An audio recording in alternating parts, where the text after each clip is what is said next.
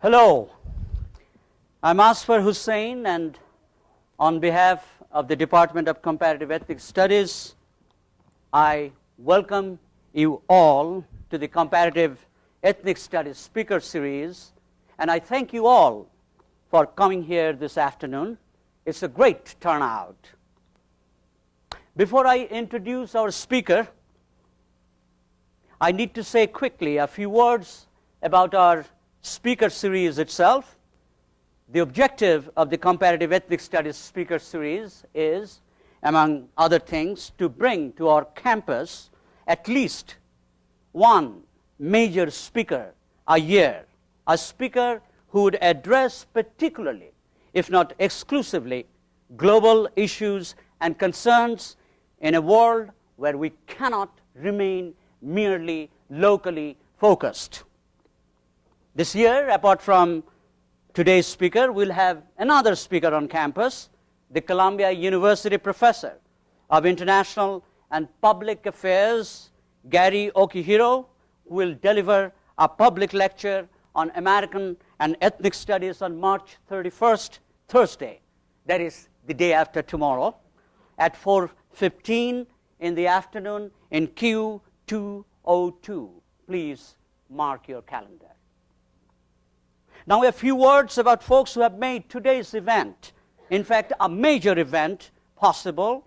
Professor Jose Alamillo of the Comparative Ethnic Studies Department and Professor Flores Niman, the department chair, have been instrumental in bringing today's speaker, while our graduate students, Kelvin Monroe, Sky Wilson, David Warner, and last, but by no means least, our academic coordinator, Erin Patterson, have immensely contributed to organizing today's event. They all deserve our thanks and admiration. Now, it is an honor for me to introduce world-renowned African novelist, short story writer, playwright, essayist, critical theorist, filmmaker, journalist, activist, teacher, and public intellectual, Ngugi wa Thiong'o. Given the scale and scope, range and richness, intensity and impact of Ngugi wa Thiong'o's work, my introduction this afternoon admittedly can by no means do full justice to Ngugi. Indeed, there is no alternative to studying Ngugi's work in its totality, while my introduction cannot but be highly selective. Ngugi wa Thiong'o was born in British-ruled Kenya in 1938. He was educated not only in his home country, but also in Uganda and England. In fact, to speak of Ngugi is to be reminded of what the Jamaican rebel musician Bob Marley sang in his lyric, "Song of Freedom is all I ever have."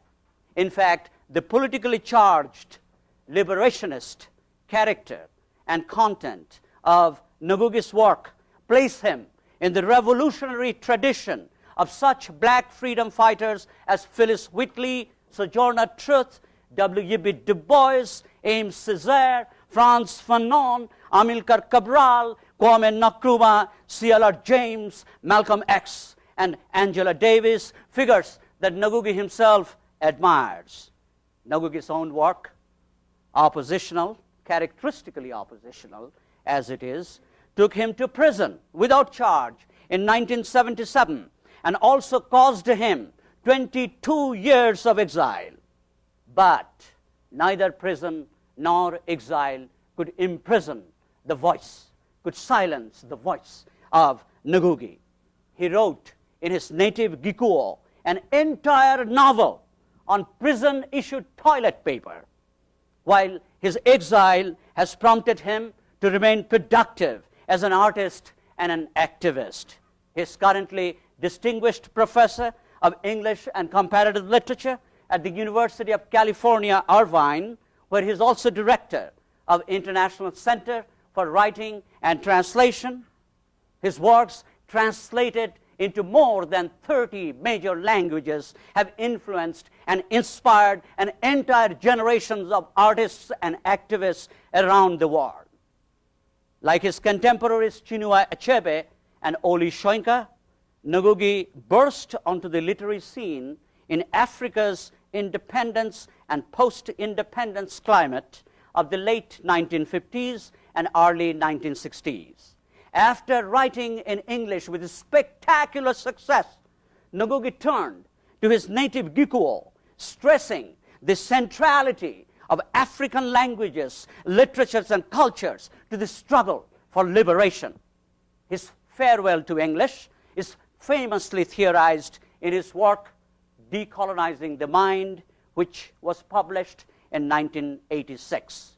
This work articulates a powerful critique of linguistic and cultural colonialism, while it is widely regarded in Asia, Africa, and Latin America as another manifesto of decolonization, armed words for mental decolonization after the Caribbean writer-activist Frantz Fanon's revolutionary work, The Wretched of the Earth.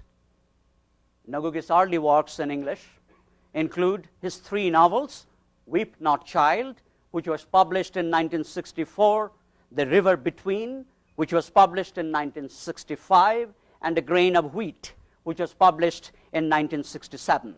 His later 3 novels are Petals of Blood, that appeared in 1977, Devil on the Cross, translated from Gikuo into English in 1982, and Matigari, translated into English in 1989. These novels register the rhythms and rituals of Gikuo life and community, the conflicts between tradition and modernity, the heady, turbulent moments of Kenya's anti-colonial peasant insurgency, famously known as the Mau Mau movement, the post-independence corruption of the national ruling classes, and the dialectically enacted relationships between the personal, the historical, and the political in the service of the struggle for freedom. Some of such concerns also surface in his collection of short stories, Secret Lives, which appeared in 1970. Ngugi's contributions certainly remarkably reside in developing what might be called, after Paulo Freire, the theater of the oppressed, the theater that was developed in collaboration with Kenyan peasants and working class people who directly took part in his Gikuo plays, such as I Will Marry When I Want, which was translated into English in 1982.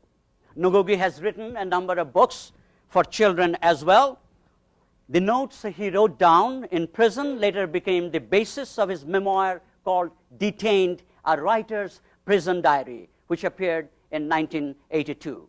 Some of his major collections of essays or lectures or both, apart from Decolonizing the Mind, include Homecoming, that appeared in 1969, Writers in Politics, that was published in 1982, and its revised and enlarged version appeared in 1997, Moving the Center, which appeared in 1993, and Pen Points, Gun Points, and Dreams, which appeared in 1998.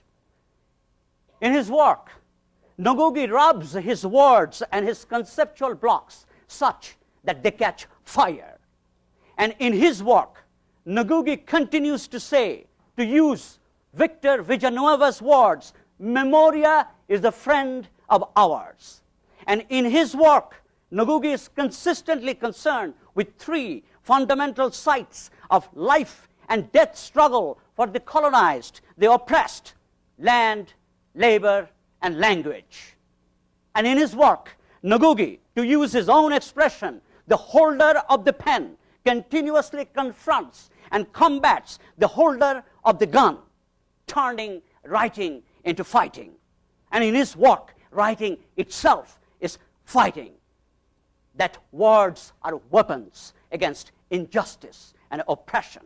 And in his work, Ngugi appears as the foremost anti-capitalist, anti-imperialist, and anti-racist novelist-playwright-theorist-activist of our time, who always underlines the social and political responsibilities of writers, scholars, and intellectuals. And in his work, we continue to use words from one of Ngugi's collaborative plays called The Trial of Dedan Kimathi. Fight, struggle, change. Let us then welcome Ngugi wa Thiong'o to deliver his public lecture. His topic is Planting African Memory, the Role of a Scholar in a Post-Colonial World. Ngugi wa Thiong'o.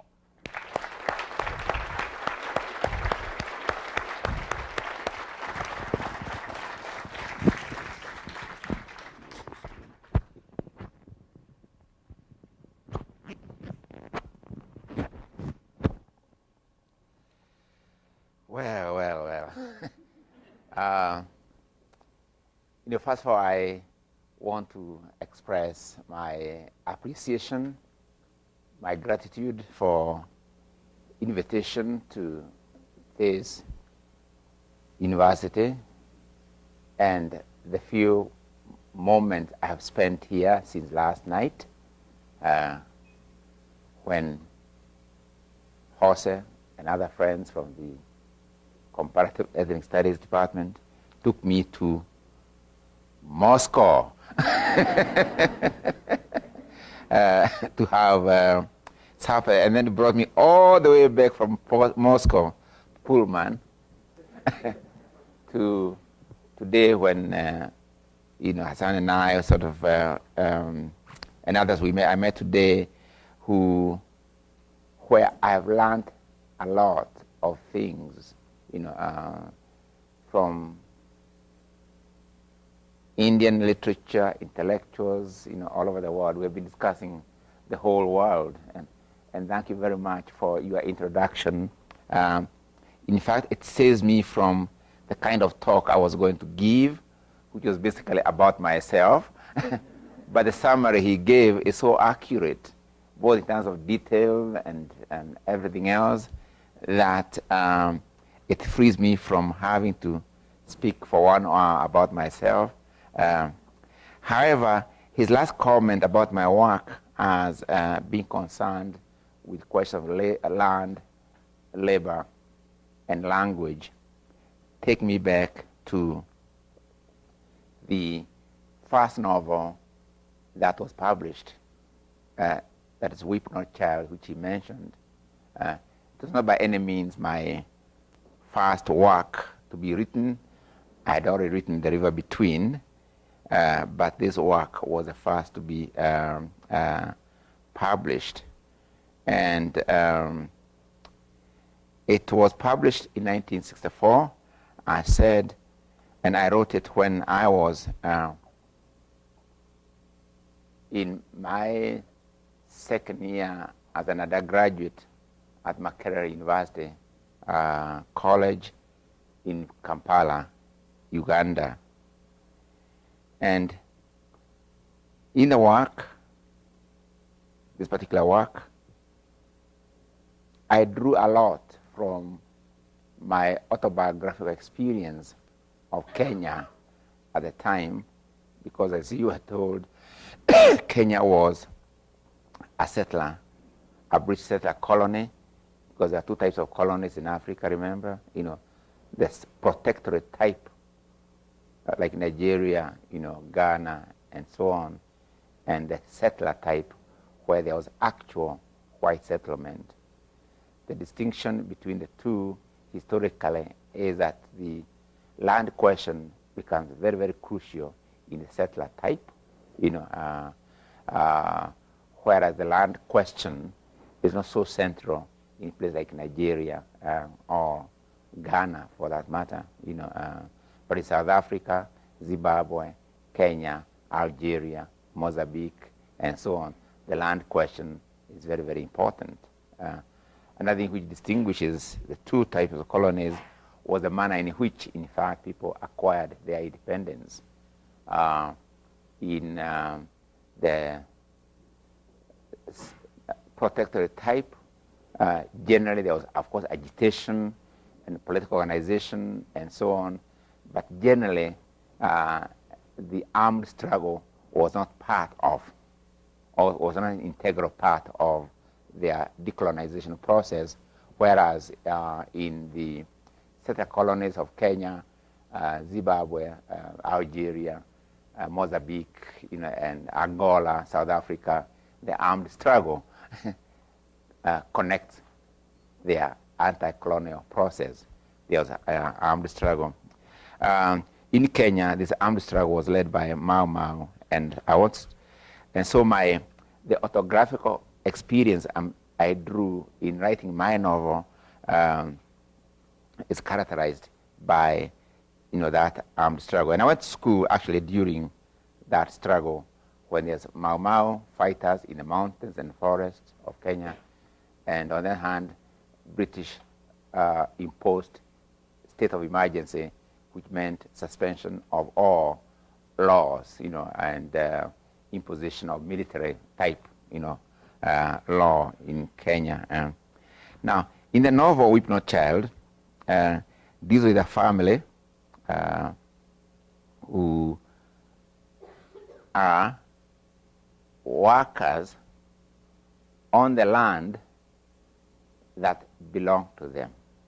They are working on a farm that belonged to them, so their land is gone, and now their labor is being used on the land to produce, and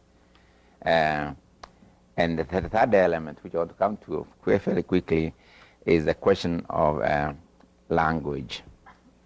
The main character here is a young man called Joroge, and he goes to school.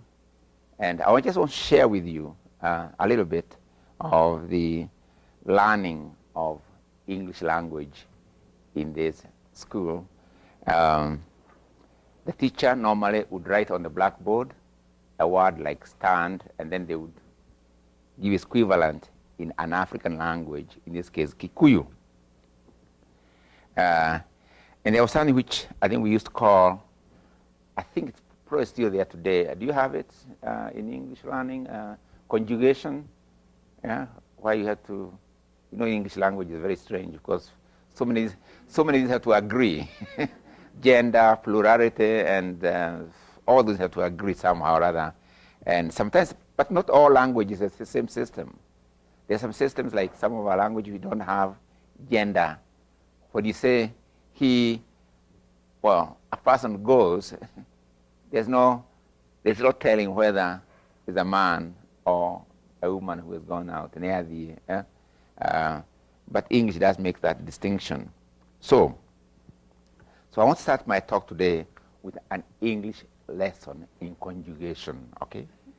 Then we shall come to the question of memory. Joroge has gone to school. This is an English lesson because, and note this, a knowledge of English was a criterion of a man's learning. So teacher is telling them, stand, conjugation of the word stand. Teacher, I am standing up. Class, what am I doing? You are standing up. Oh, good. Class, again, you are standing up. Very good. Oh, yes, you at the corner. No, I mean, what's your name? Oh, Joroge. Okay, Joroge, stand up. Good.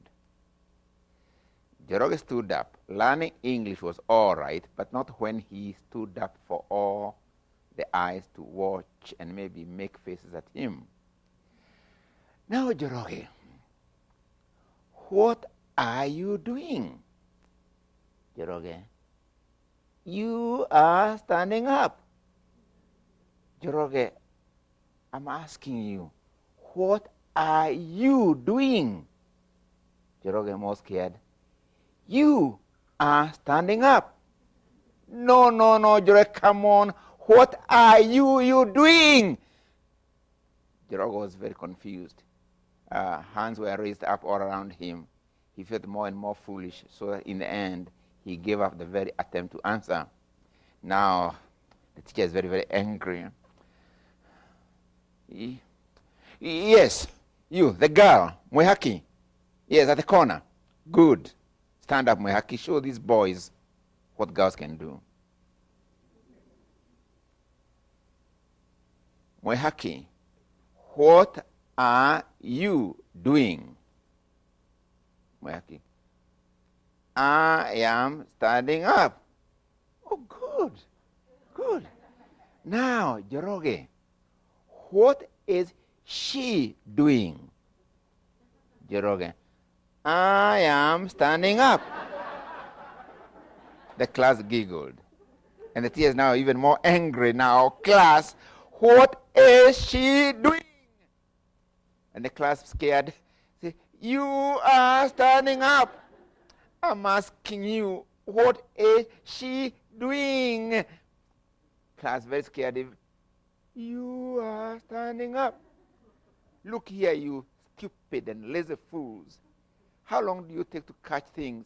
Didn't we go over all this yesterday? If I come tomorrow and find that you make a single mistake, I'll punish you all very severely. The teacher is very concerned because on the morrow of that class, there will be an inspector coming to the school.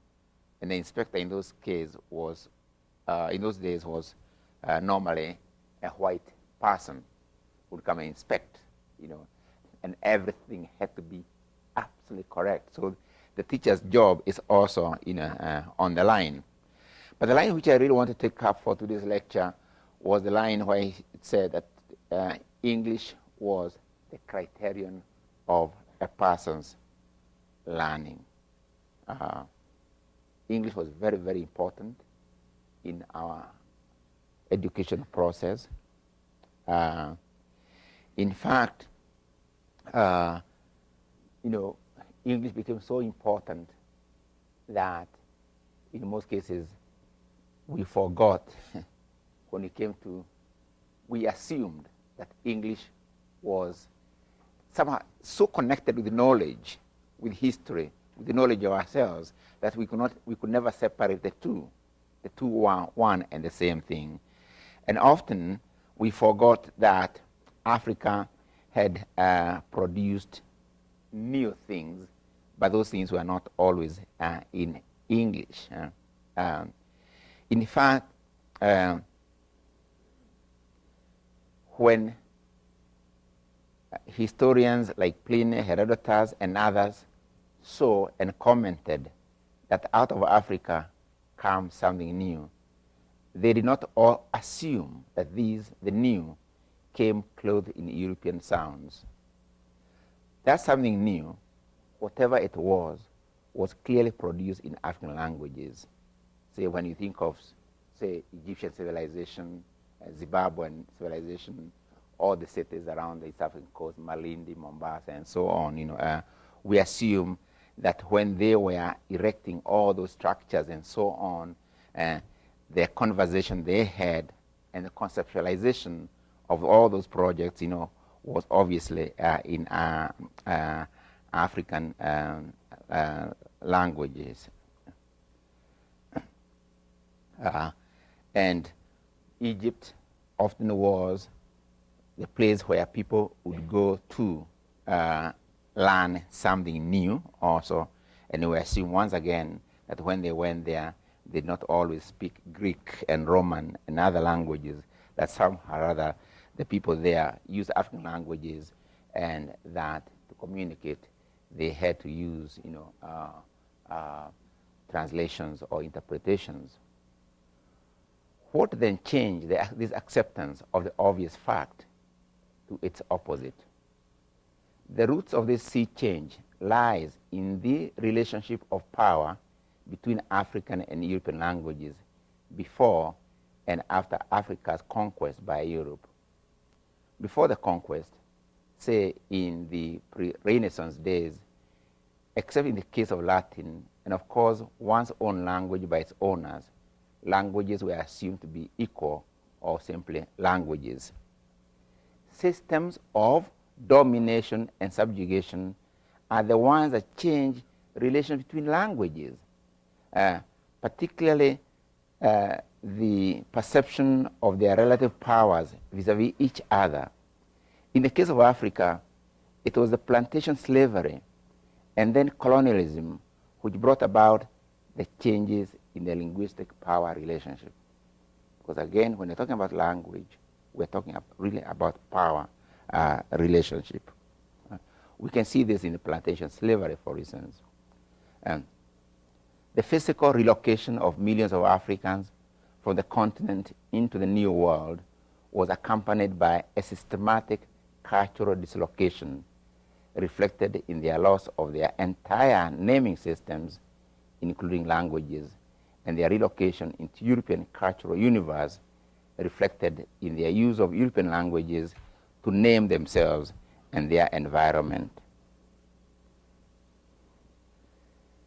There were forms of resistance resulting in what Kamau Brathwaite from Jamaica, Barbados, now calls nation languages. But still, there was a linguistic rupture between the new Africans and their African linguistic base. Whereas if you look at the Spanish plantation, the planters themselves, they never lost their linguistic connection to Europe. Spanish planters, had their linguistic connection with Spain, with Spanish language, the same with English, Dutch, and so on. Now, slavery was an extreme form of total alienation, for it was total removal of a people from their home. But colonialism that soon followed on the heels of the abolition of slave trade and the end of plantation slavery was no less a form of alienation. Colonialism means turning places which were their own centers into peripheries of a colonizing center and the consequent alienation of the elite of the peripheries from the periphery and yoking themselves to the new center. And how do they do this? How to actually concentrate on just one aspect of that alienation, and that is the planting of one memory over another. You got some of colonialism is this replacement of one memory of place by another. Let me give a couple of examples of what I mean by this initially. When I came here last night and hosted others, from the airport, I was asking names of these places, what's Pullman, and I was told about a railway, something about a railway company, that they wanted to attract that company to this place, so they call it Pullman, but the company never came there. But they said, okay, I give you memory of, I give you memory of my name. You can keep my name, but I not come there. Another place was called Moscow, and so on. But obviously, these two places, Pullman and Moscow, had the people who lived there here had a name for this region. What then happens is that the name Moscow and Pullman come to sit, if you like, on the previous memory of place. Now, we can, if you go to the East Coast, we can see this more clearly in the East Coast of America, with the initial batches of colonizers here. For the whole of the East Coast, it's called New England, So the memory of place, it's England. So you get New England, New Britain, and New York, New Jersey. You get Netherlands. You get So you can see how the East Coast, the memory of place, the previous memory is really buried under, or rather, the previous is buried under a new memory of place. Okay. So when you think of New York, and you think about more, it's connecting us to Europe, in a way, New York, New England, New Britain, or New London, New Haven, and all that. I went to South Africa recently, 2 years ago, when I wanted to give the 4th Biko Memorial Lecture in Eastern Cape. And I went through a place in Eastern Cape which has produced the most important intellectuals from Africa, from 19th century, from late 19th century to 20th century.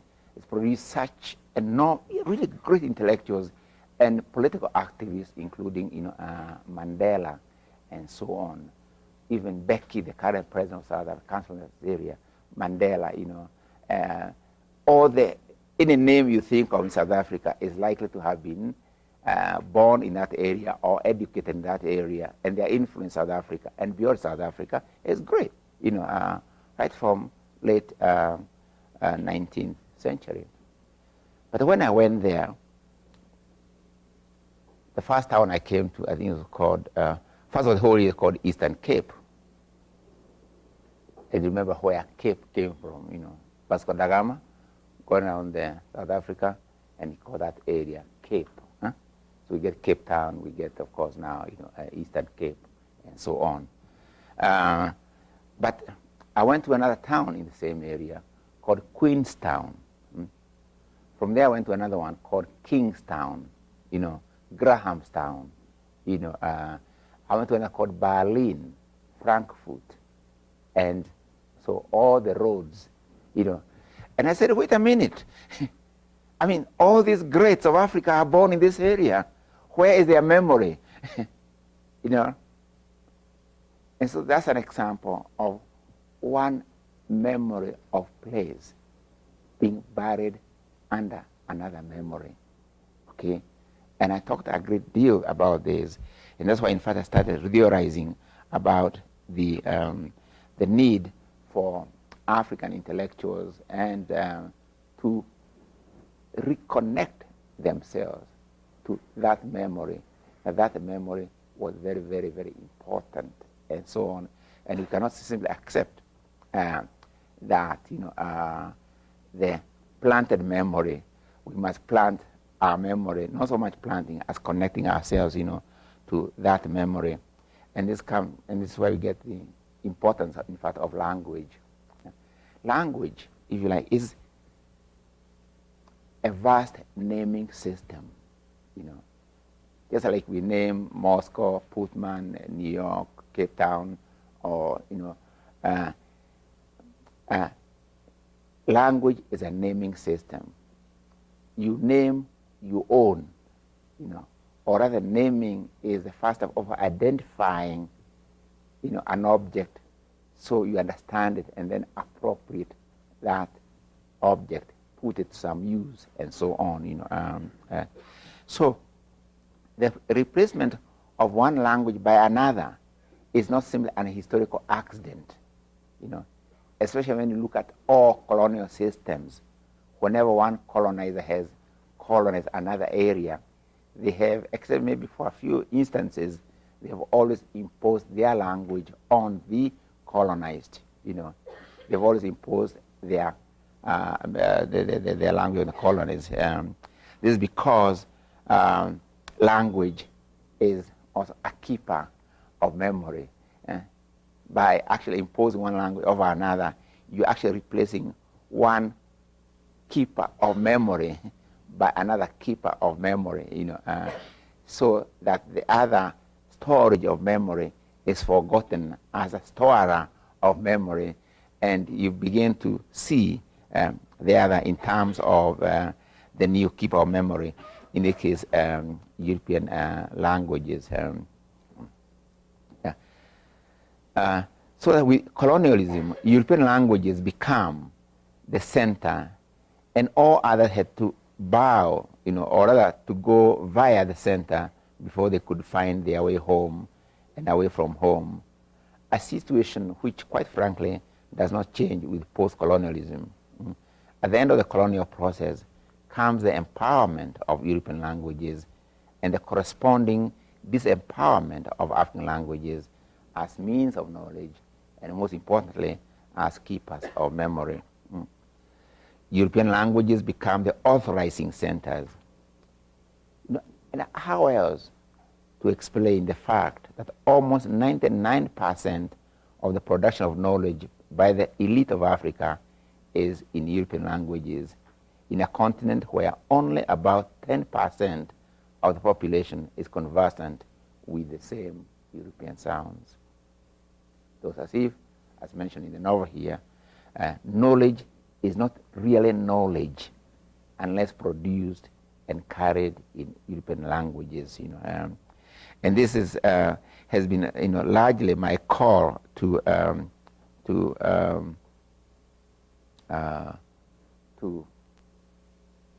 African intellectual, post-colonial intellectual, to question that assumption. Whatever choices they make, at least question that assumption. Because as I said, it's a universally accepted assumption. And you can see this by the language policies we have in Africa, that European languages are the most appropriate vehicles for the production and dissemination of aesthetics and knowledge, which of course raises the question. I think fundamental to the question of knowledge, would a dissertation on mathematics or physics in, say, Zulu language in South Africa be less of a dissertation for being written in a language other than, say, English or a European language? But this assumption is actually there, that if such a thing was written in another language, it would not be quite that knowledge. So I think it's time for these post-colonial intellectuals to out some of these assumptions that equate knowledge and creativity with certain languages. By not countenancing interaction with linguistic sites and means of knowledge other than the European ones, producers of knowledge are the losers, and so is the human community as a whole. I believe myself that European, Asian, African, and other marginalized languages will all gain by a freer interaction between languages, big and small, in the production and dissemination of knowledge. Which again, sort of, we have to think of, even within, say, European tradition, we have to think of what the European intellectual tradition says it has gained from its contact with classical Greece and classical Latin, for instance. When you think of classical Greece, we think of Athens as a state, and so on.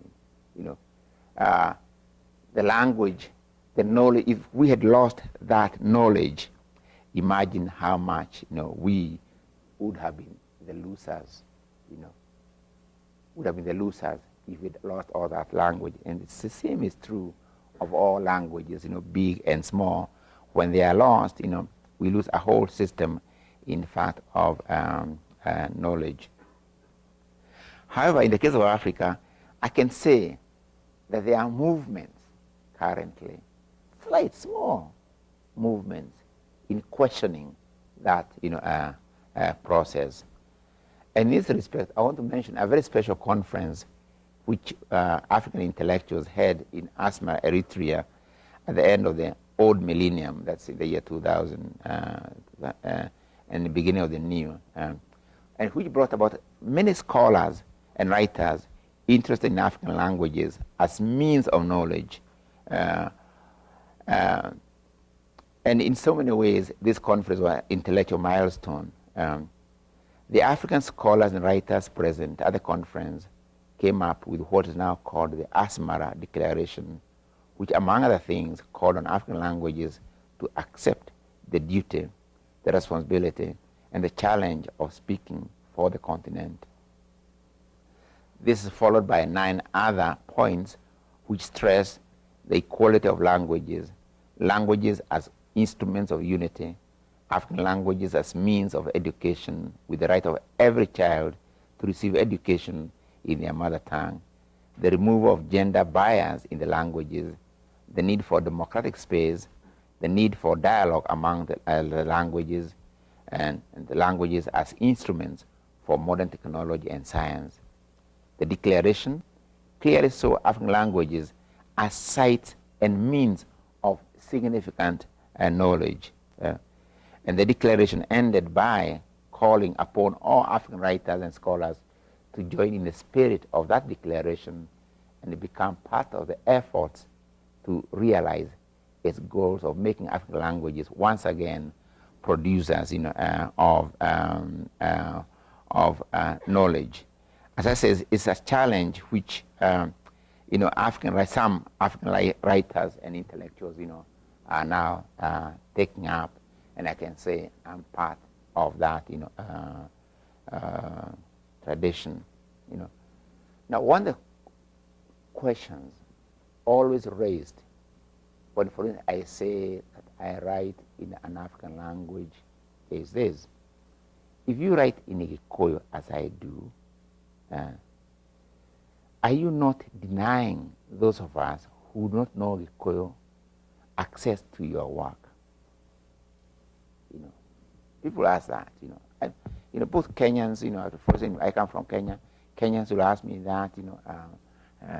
Africans will ask me, but to show that, in a way, or let me put it this way: if I said, I come from Kenya, if I said that I write in Dutch, that question would not actually arise, actually, Or if I say I wrote in Icelandic language, that question would not arise, In fact, far from arising, people would say, oh, but you must be very, very clever, huh? very intelligent, or as you say, you are conch, meaning you are very, learned because you know those languages, If a student, say, or anybody for that matter, if you went and said that, say you went to Kenya and you said that you are a student of modern languages, and you said, say you're applying for a job and you said, I'm a student of modern languages, I know French and English and Italian, and, people's eyes pop out, more or less. That man, fear him. Then another one comes and says, I'm a student of modern languages. I know Zulu, Yoruba, Kiswahili, Gujarati.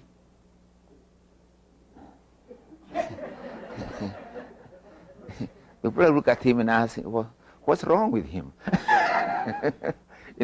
Or ask him, why? But why? The other one, why? Huh? Why? And that shows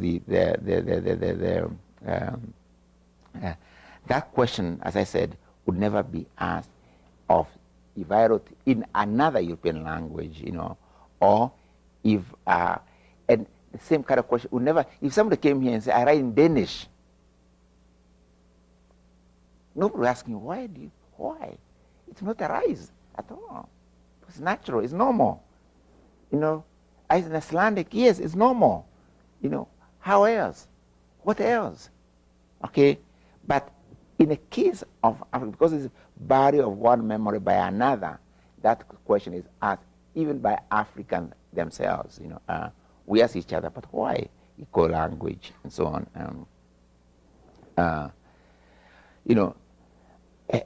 Is one denying? If you write in one language, are you really denying other people access to your work? And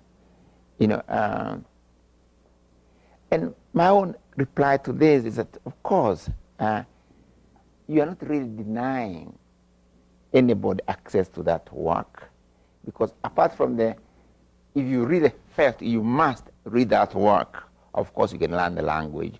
But on the other hand, we cannot learn all the languages of the world, even within Africa or Kenya, for instance. There are a number of African languages, and it's really impossible for any one person to learn all the African languages, But there is another, challenge, and so making the languages talk to each other through translation. Translation is very crucial, and I'll come to it in a moment, but I just want to, as he mentioned in the introduction, my novels have been translated in all languages, but in particular my Gikuyu language works have now been translated into Kiswahili, English, Norwegian, Swedish, and German, and Japanese, I believe. But it's very interesting that even when I offer that explanation as an honorable solution, there comes another question. But surely, if we read your work in translation, are we not missing something? Fair enough. We do miss something in translation. But as I said, the same question could not be asked of another, writer, say in writing in Swedish or German and so on, but there is something else about translation. We forget that many of the works which have influenced our history, particularly intellectual production, are actually translations. They are the ones which have most affected, intellectual production in the world. Even when we talk about European Renaissance, it actually is a moment when, works in classical Greece and Latin are now translated into European vernaculars, including English, French, and so on. Translation becomes a very, very important, place in the production, or in say European Renaissance and so on. In fact, as a student of English at Makerere in the 60s, one of the courses that I most enjoyed was called the development of drama from the Greeks to the present. I came across Sophocles, Euripides, Aeschylus, and I loved their work, again in translation. Among the books which have influenced my life as an artist is actually the Christian Bible. And I encountered all these works not in their Greek or Aramaic originals, but in their English translations. There are some of the books that have changed the world, did so in their translated form. Sometimes people forget or may not realize that Karl Marx wrote in German, or that Frantz Fanon wrote in French. And who remembers that Jesus spoke Aramaic and not English? The school I went to, there was actually a Scottish teacher who taught me English at the school where I went to. And when we learned English, of course, as we tended to use very big words, and the teacher was becoming very, very frustrated by, students wanted to use very big words, to show that they knew the language. And when frustrated by our tendency to go for the grand word, he used to tell us that Jesus spoke very simple English. He would go and say, you see, the Bible, has the shortest sentence. Jesus wept. See? The shortest, the shortest sentence in English language. For him, but obviously he has a point in one way that, of course, he's seeing how influential the Bible translation into English had an impact on the development of English language itself. The translation into King James Bible, was the structure of the rhythm of the language, affected many generations of English writers. The same is true, in fact, of of writers in national languages, and not just the Bible. Other religious texts, the Quran and others, have also influenced, and they've been accessed through, in fact, translation.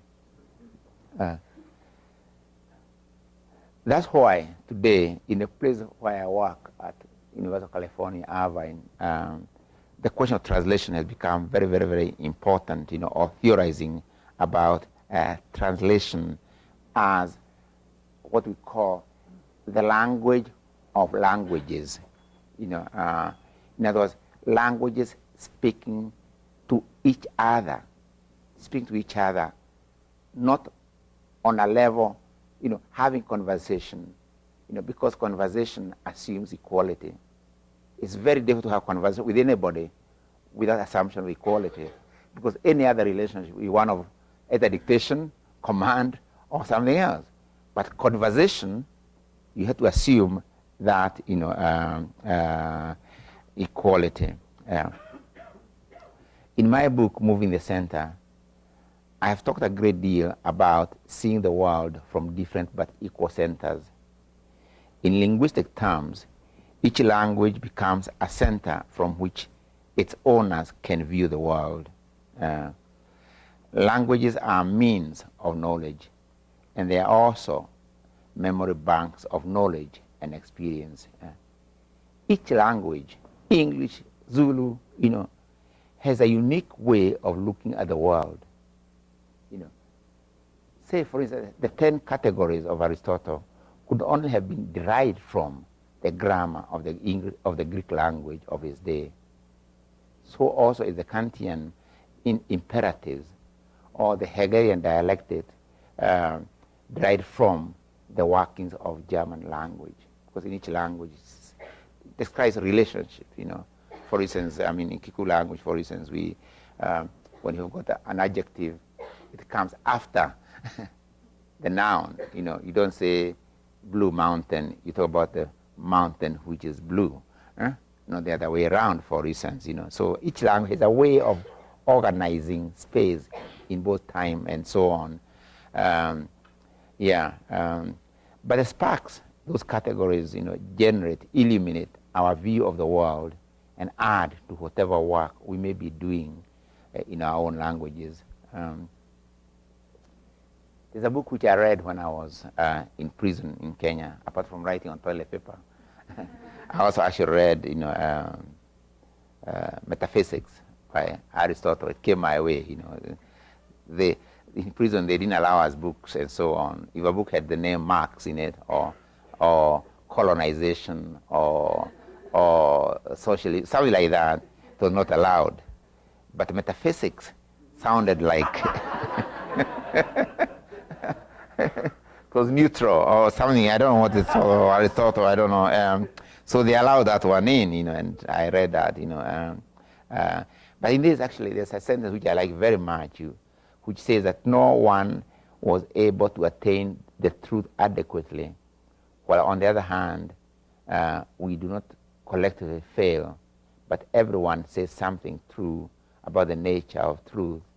And now I quote him, while individually we contribute little or nothing to the truth, but the union of all, a considerable amount is amassed. He could have been talking about languages, big and small. As I said earlier, the loss of a language is the loss of a significant tributary to the mainstream of common knowledge. So to alter Dan's words a little, ask not for whom a language dies, it dies for thee. UNESCO reports on the loss of languages. UNESCO report on loss of language likens this to a loss of unique reference book and warn of respiratory loss of natural medicines and an increasing risk of crop failures and so on. Nature's secrets, locked away in the songs, stories, art, and handicrafts of indigenous peoples, may be lost forever as a result of globalization based on European linguistic monopoly of memory. I stress the equality of all languages as centers of knowledge, but this does not mean that each center should be an island entire of itself. It should be connected to other languages. I'm a great believer in dialogue among languages and cultures, and I believe that translation can play a vital role in the communication across languages and cultures. In at the International Center for Writing and Translation at the University of California, Irvine, we have adopted as a model a statement, or as our yes, as a model, a statement from Aimé Césaire, where he talks of culture contact as the oxygen of civilization. This is his book, Discourse on Colonialism. He says, culture contact is the oxygen of civilization. But of course, he argues that colonization is not that kind of contact. It's, aggressive, contact. This has never been more necessary than today in the era of globalization. In such a world where translations become means of exchange and dialogue, English and even other European languages can in fact play a different but very creative role. Given their present status and place in world history, no matter how they came to be there, they can play the role of enabling dialogue among languages and cultures. In other words, the phrase we use is enable without disabling. You can enable visibility, exchange, without necessarily dislodging intellectuals from their languages. They would then become not dominating centers, but creative centers with all the other centers in a dialogue among linguistic siblings. And with many tools being released for the production and exchange of knowledge, this can only result in the empowerment of the human community. Again, in his celebrated poem, Return to My Native Land, Aimé Césaire said that there was no race which had a monopoly of beauty and intelligence, that there was a place for all at the rendezvous of victory. Like Aristotle, Césaire could have been talking of languages. There's no language which has a monopoly of the production of knowledge and storage of memory, that at the rendezvous of victory, that is, in the empowerment of the human, there's a place for all languages and cultures. And that's why, quite frankly, I think the ethnic studies departments have really a duty to sensitize students to languages other than English. In other words, though they may use and do use English because it's necessary to do so, but I think those departments have a bounding duty to ensure that students who are products of those departments, are aware of other languages, either by reading translations from those other languages, learning those languages, or by any other means that makes them be aware that, there are other significant languages, And in that sense, ethnic studies department cannot become centers that really spread real civilization to all the other departments in such a university, including English departments. Thank you.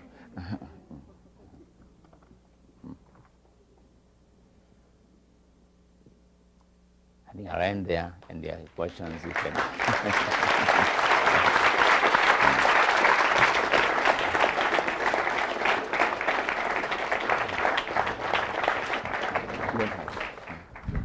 So, if you have questions, you are welcome to ask. Question answer session.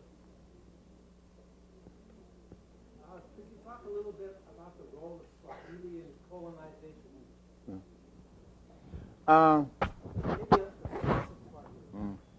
No, Swahili, again, Swahili is a good example. The study of Swahili is a good example of how one memory can be buried by another, Swahili is actually an African language. It starts in Kenya, around Mombasa and Ngugi. But during the colonization, it's also taken up by both the German colonized in Tanzania and also, in Kenya. And it was spread.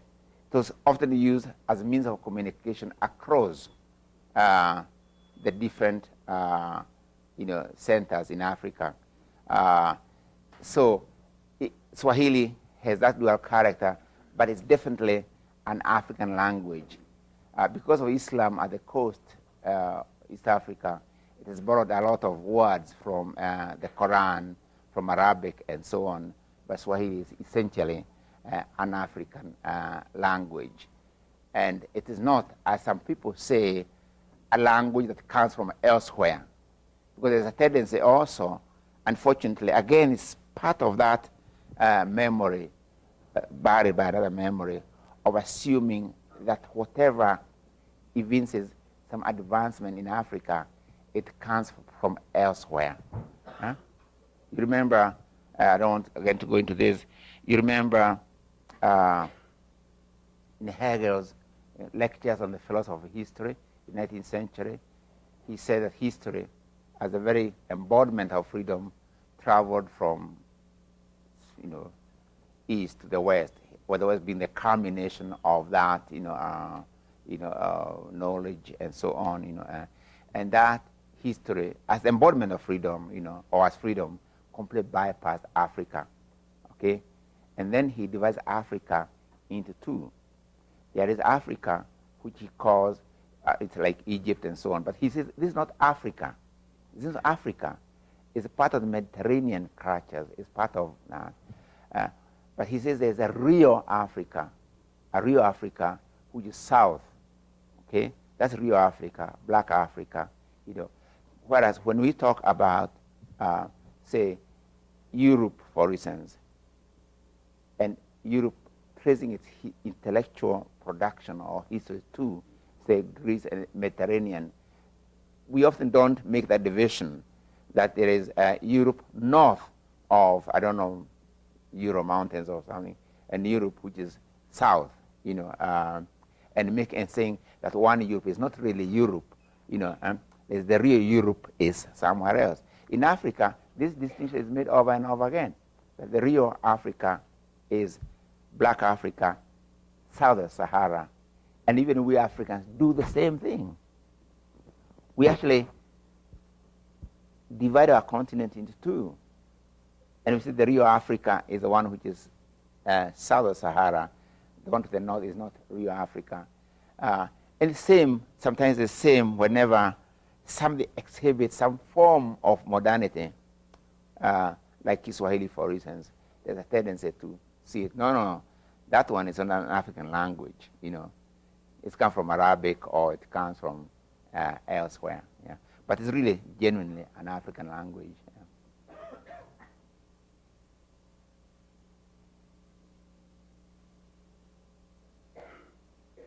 Have I been so comprehensive in my... Yeah. Yes, of course. Yeah. Can you ask? Oh, there's this lady here. Oh.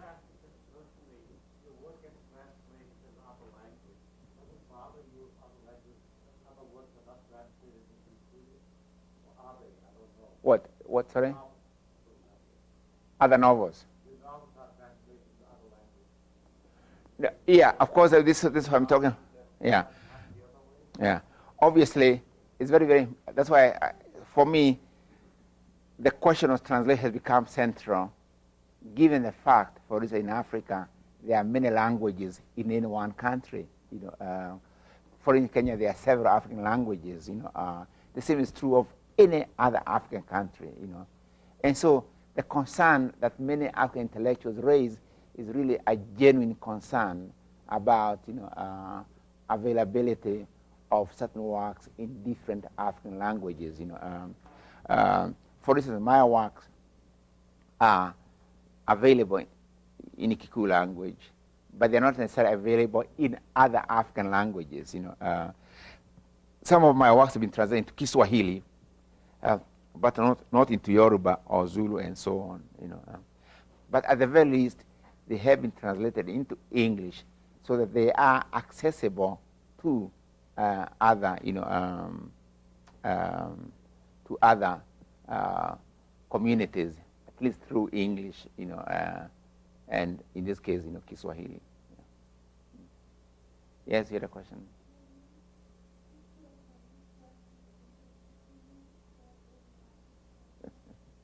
Okay. She wants to hear the sounds of a Giko language. I'll do that by just reading a small piece, from my book, Matigari. And I want to say this.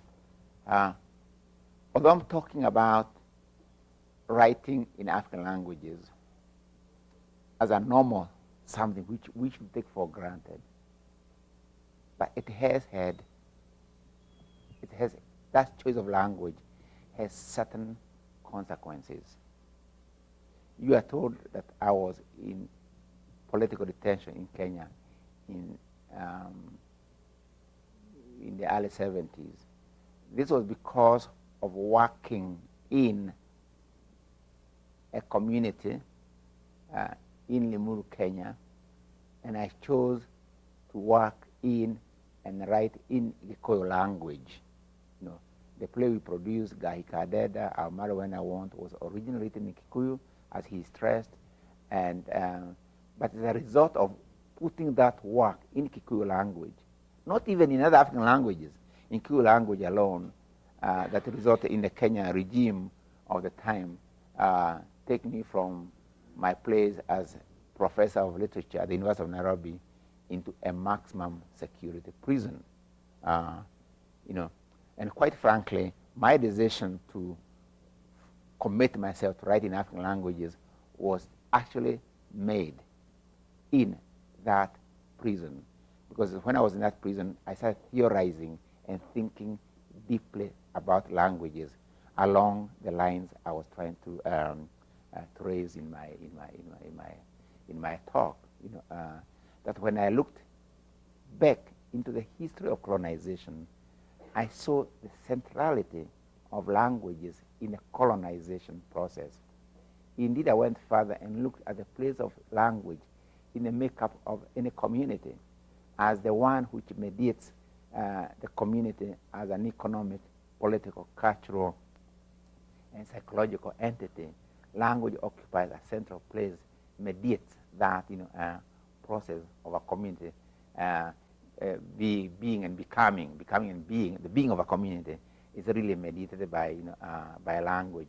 And therefore, if you want to interfere with the being or the self-consciousness of any community and so on, and creating another consciousness, if you like, the best place to strike at is language, because then you capture the entire entity, so to speak, the economic, political, cultural, social, psychological aspects, of that entity as a community, and so on. They begin to look at the world through the eyeglasses borrowed from another language, And this is what I rejected was in prison. I said, no, there's something about this, and that's when I started writing. I committed myself to writing in an African language to show the way. Because I said to myself, there's no point in my telling other writers, young people, young intellectuals, like African intellectuals I met here, if I tell them, oh, we must go back to our African languages, they'll turn around and say, but what have you done about it, And I cannot tell them, do as I say, but not as I do. As one of the teachers used to tell us, do as I say, but not necessarily what, I do. Nevertheless, as I said, this has consequences, and I want to illustrate the consequences of this through what happened to my book, Matigari, which I wrote when I was in exile in London. Let me explain a little bit about this. When I was in prison, I looked around me and I saw that everything was gray. The kind of food we were given was the same at the same hour every day.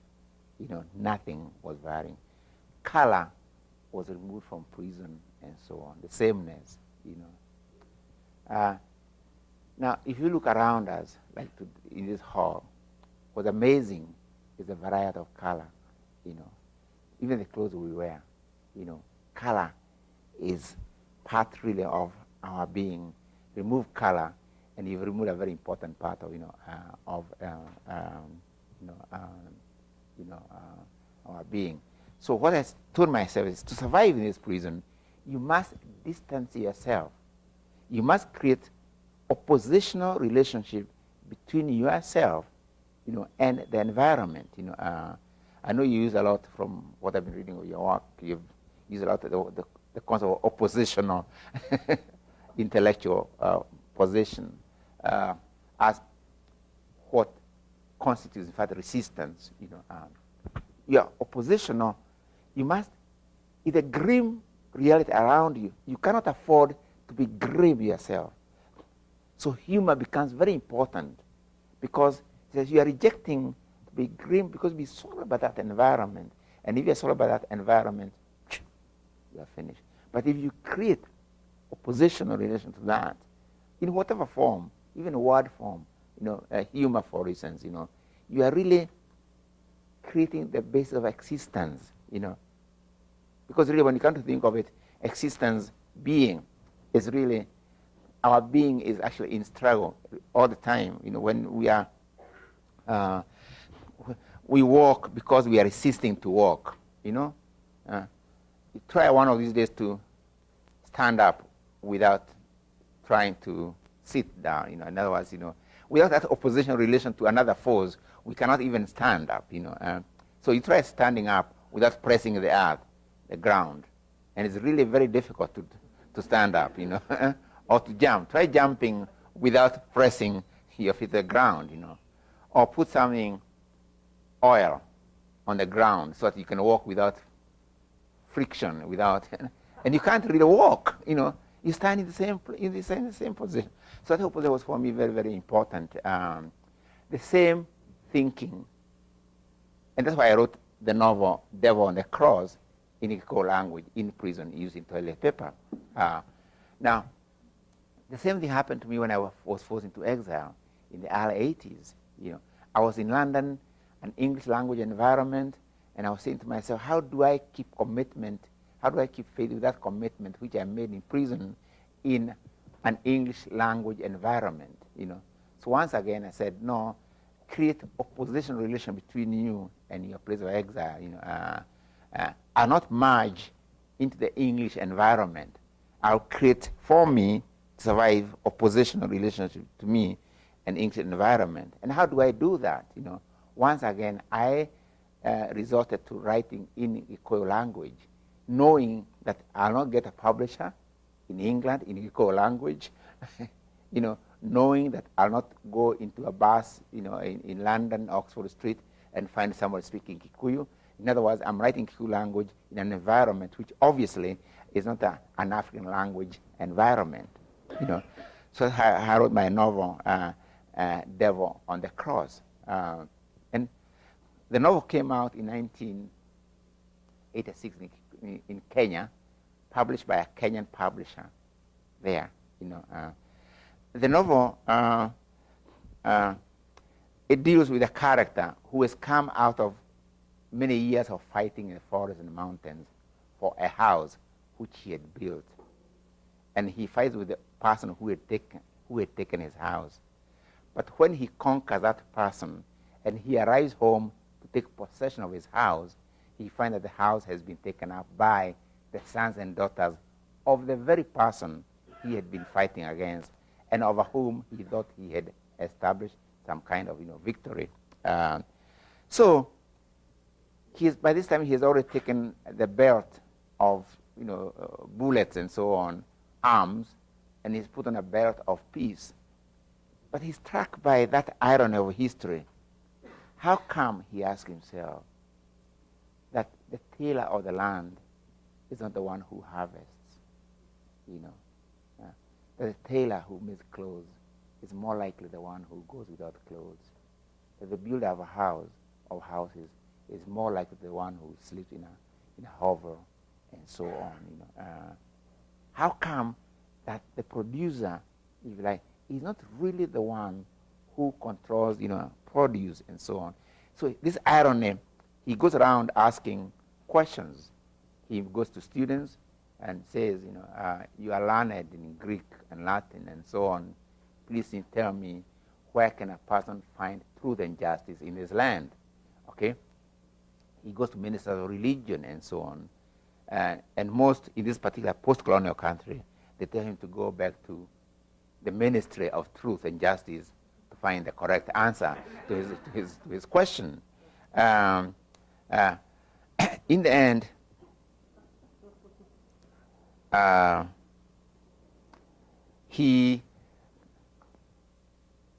explain what happened to now. In the end, he is taken to a mentor. He's arrested for asking those questions as being mentally deranged, and he's taken to a mental asylum,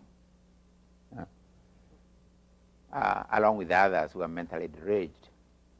I did this in a way on purpose because, or rather I may have been inspired by my own experience, because when I was taken to maximum security prison in Kenya, my cell, or the block where I was between the block for the mentally deranged and those convicted, those about to be hanged, so capital punishment and mentally deranged are somewhere.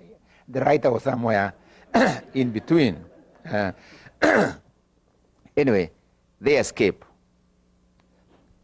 And then the whole police, military force is out looking for this escaped madman and others, okay? And every half an hour, there's breaking news, okay? Breaking news, in this case, in Kiko language. Oyo nemogaboama. Oyo nemogaboama.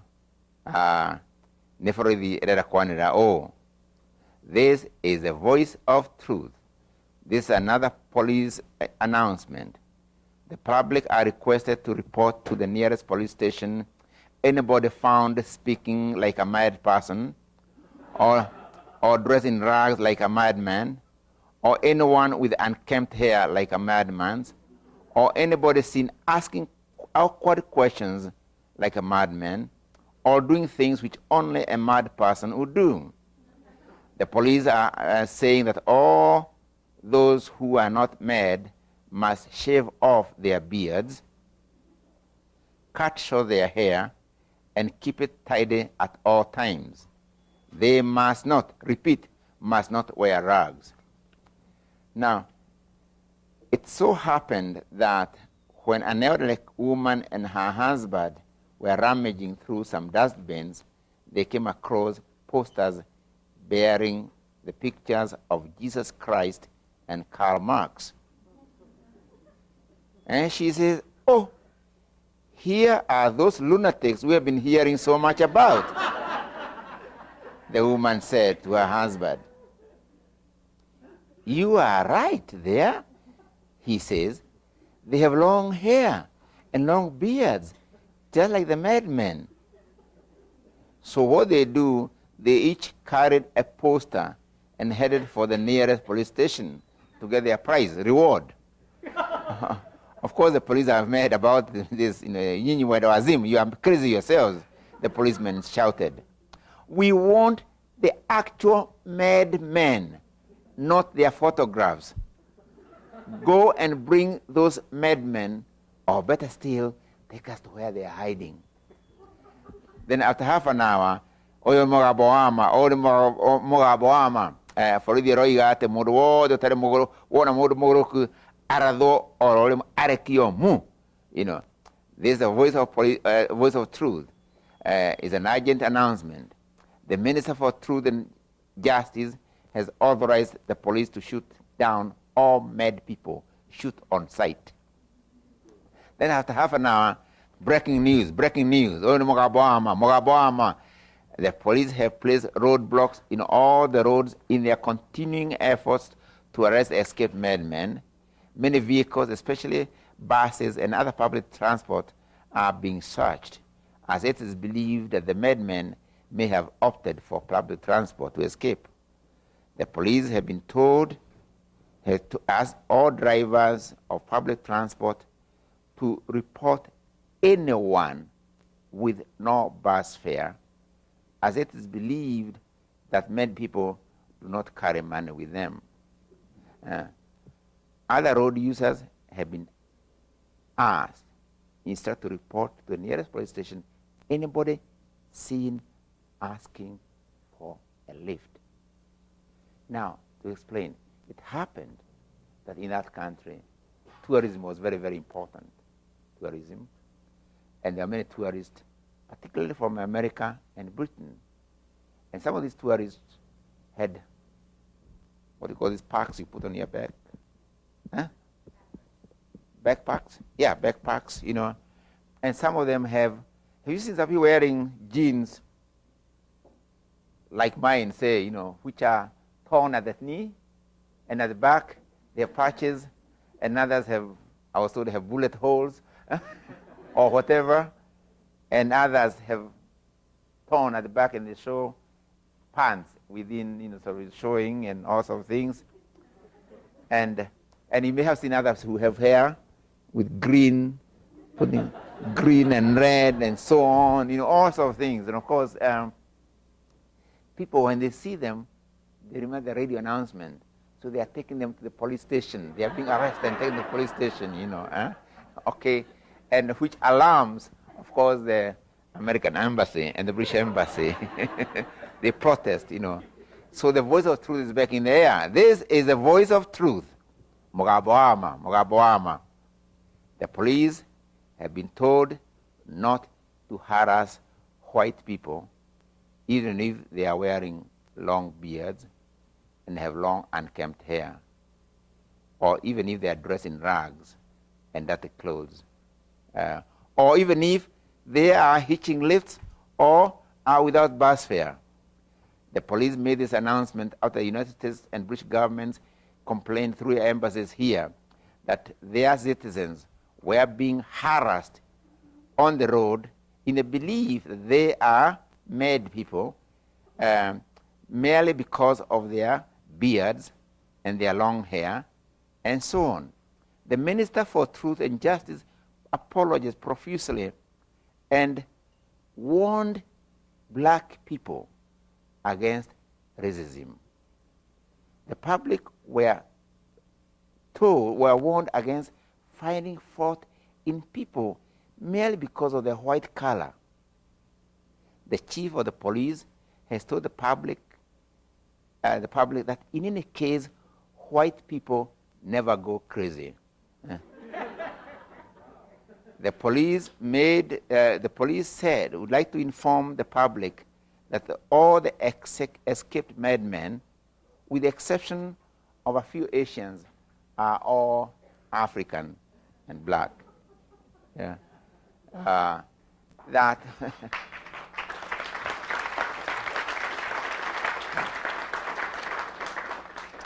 that was written in Kikuyu language, and that's a translation of that. You know, I can't read the whole thing in Kikuyu language, but I just want to give you a taste of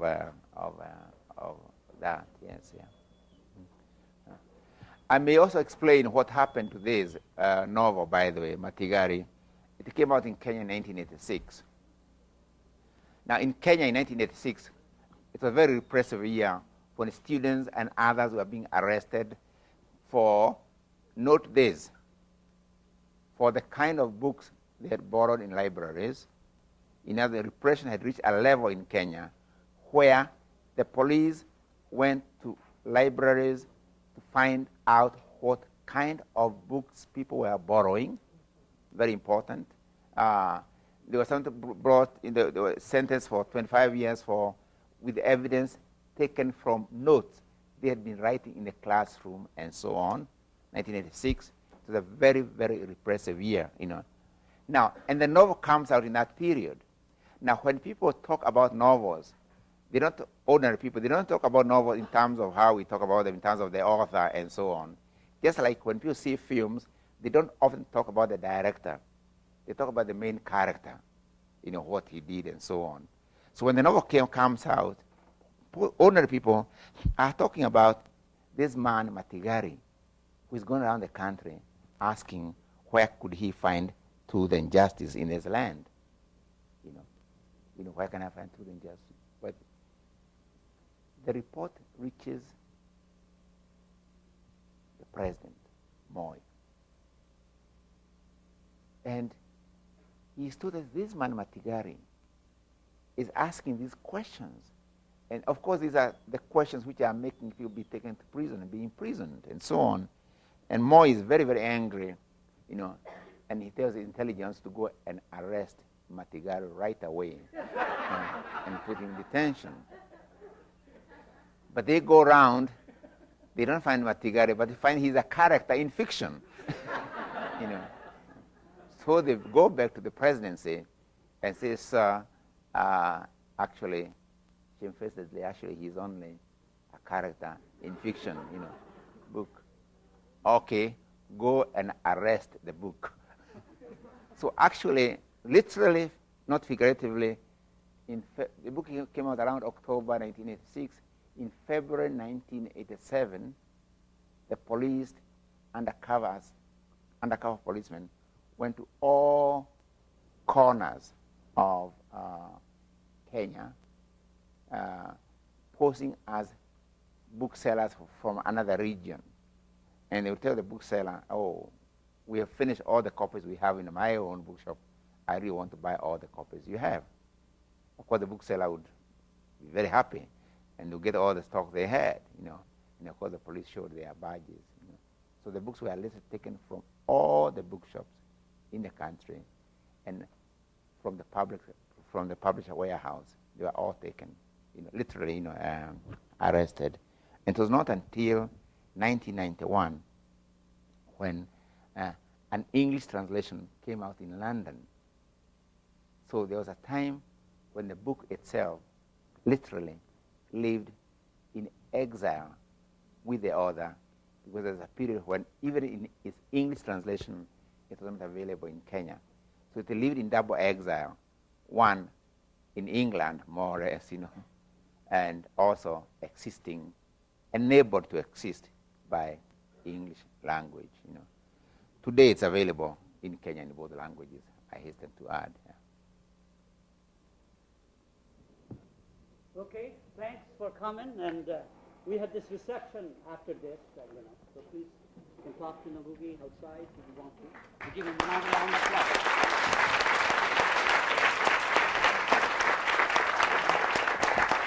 Oh, thank you.